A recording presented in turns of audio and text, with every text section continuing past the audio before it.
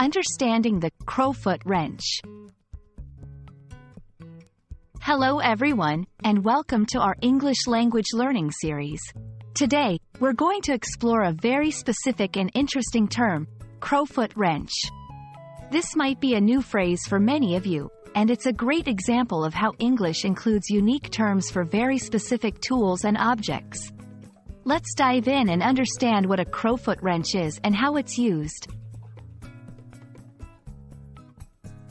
A Crowfoot wrench is a special type of tool used in mechanical work. Unlike regular wrenches, a Crowfoot wrench does not have a handle. Instead, it has a head shaped like a crow's foot, hence the name. This head can be attached to a ratchet or extension bar. It's especially useful for tightening or loosening nuts and bolts in hard-to-reach places where a standard wrench can't fit. The name, Crowfoot Wrench, is quite literal. The shape of the wrench's head resembles the foot of a crow, with its angular and pointed design. This unique shape is what gives the Crowfoot wrench its distinctive functionality and name. It's a great example of how English often uses visual analogies to name objects. Crowfoot wrenches are primarily used in automotive and plumbing work. They come in handy when dealing with tight spaces around engines or pipes.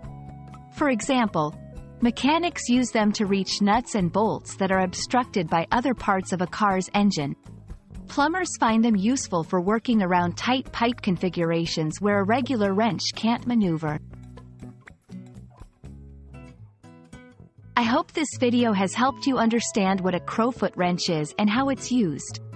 This term is a great example of the practical and descriptive nature of English vocabulary, especially in technical fields.